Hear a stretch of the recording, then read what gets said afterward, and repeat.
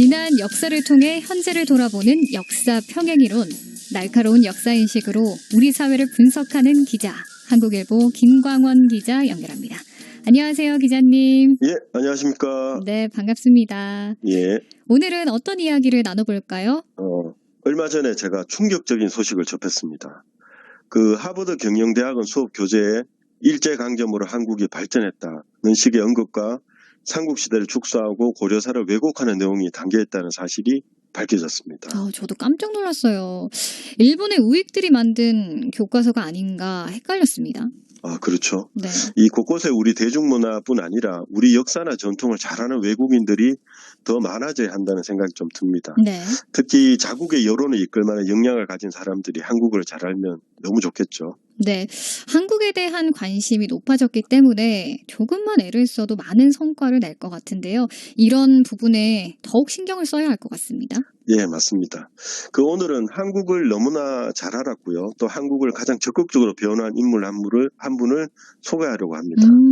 이 베르타 폰 주트너 여사입니다. 베르타 폰 주트너 여사요? 예. 네. 오스트리아 출신으로 1905년에 노벨 평화상을 탔는데 이게 여성으로서는 최초의 기록이었습니다. 그렇군요. 유로화가 통용되기 전에 오스트리아의 가장 고액 지폐인 1000실링의 얼굴이 실렸고요. 현재는 EU로 좋아해서 얼굴을 볼 수 있습니다. 세계사에 큰 족적을 남긴 여성이네요. 예, 맞습니다. 이 1909년에 안중근 의사가 이토 히로부미를 사살했죠. 네. 이 세계가 충격에 빠졌는데 그 충격에 빠진 이유가 우리를 충격에 빠지게 만듭니다. 그게 뭐냐면 이토 히로부미는 당시에 세계적으로 인정을 받는 거의 유일한 아시아 정치인이었습니다. 네. 그래서 유럽이 이런 뛰어난 정치인을 잃어버린 것에 충격을 받고 또 애도를 했습니다. 우리로서는 이해가 되지 않는 애도였어요. 그렇죠. 전혀 이해가 안 되죠. 네. 특히 영국은 엄청 당황했습니다. 그러니까 영국은 인도를 지배하는데 어려움을 겪었거든요. 그 이유를 분석하기를 서양이 동양인을 지배해서 그렇구나 이렇게 분석을 했는데 그러면 일본과 조선은 같은 동양이니까 지배가 쉽겠네 이런 생각을 했거든요. 네. 그런 편견이 깨졌기 때문에 크게 당황했습니다. 조선을 몰라도 너무 몰랐네요. 예. 일본의 선전에 세계가 넘어간 것 같습니다. 네, 바로 그렇습니다. 이 주토노 여사는 이토 히로부미가 암살당한 직후에 발표한 글에서 이토 히로부미를 암살한 조선인이 조국을 위해 복수한 것이다 라고 정확하게 표현하고요. 일본이 굴욕적으로 조선을 탄압했다 이렇게 썼습니다. 서양인들을 크게 오해하고 있거나 희미하게 알고 있는 부분을 정확하게 짚었네요. 그렇죠. 그 이전에 쓴 논설에서도 보면 대한제국 곳곳에서 항일 의병 활동이 일어나고 있고 폭력에 저항하는 조선인들의 의병 활동을 못 본 척 유럽인들이 외면하면 폭력에 저항하는 전염병이 전 세계를 위협하게 될 것이다 이렇게 경고를 하기도 했습니다. 그러니까 일본은 그냥 놔두면 안 된다는 거죠. 이분의 활동을 알면 알수록 어떤 분인지 더 알고 싶어지는데요. 유럽에서 어떻게 조선의 상황을 이토록 정확하게 알았을까요? 그렇죠. 이 이토 히로부미가 죽은 이듬해 대한제국이 국권을 빼앗겼잖아요. 네. 유럽에서는 이토 히로부미 덕분에 동아시아에서 더 이상 새로운 전쟁이 일어나지 않을 것이다. 이렇게 생각하는 이들이 많았거든요. 그리고 또 그의 죽음 이후에 일어난 경술국치죠. 우리한테는 경술국치도 심각하게 생각을 안 했습니다. 네. 근데 주토노 여사는 이런 시각을 가진 이들을 향해서 장님이다, 벙어리다 이렇게 비판하면서 평화를 사랑하는 대한제국은 일본의 노예가 되었고 주권을 무력으로 강탈당했다 이렇게 명백하게 썼습니다. EBS 한국사 수업을 청강했나 싶네요. 누구보다 그 시대의 역사적 상황을 정확하게 파악하고 있었습니다. 예. 그리고 또 더 놀라운 주장이 있습니다. 이분은 대한제국의 상황이 깊은 유감을 드러낸 후에 이 대비책으로 이렇게 말합니다. 제국주의 침략의 희생양을 접수할 국제법원과 폭력을 방지할 수 있는 세계 군대를 만들어야 한다 이렇게 주장했거든요. 네. 그러니까 1945년에 문을 연 국제사법재판소와 유엔이 그 비슷한 역할을 하고 있잖아요. 네. 근데 이분은 1914년에 사망하셨어요. 그러니까 거의 한 세대 뒤에 일어날 일을 예견했다. 그렇게 말할 수 있습니다.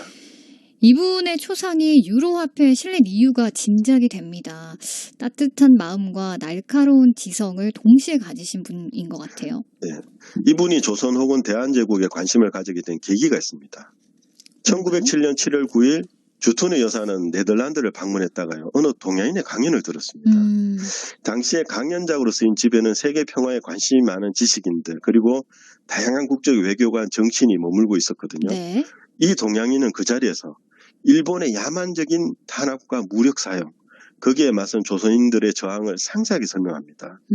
이분은 이제 조선인들이 나라의 국채를 갖겠다고 일어섰다. 돈 모으기를 했다. 이런 이야기도 전했거든요. 국채보상운동을 이미 그때 세계에 알렸군요. 그렇죠. 이분이 누구시죠? 이위종 선생입니다. 우리가 잘 알고 있는 헤이그 특사 중에 한 분이었습니다. 그렇죠.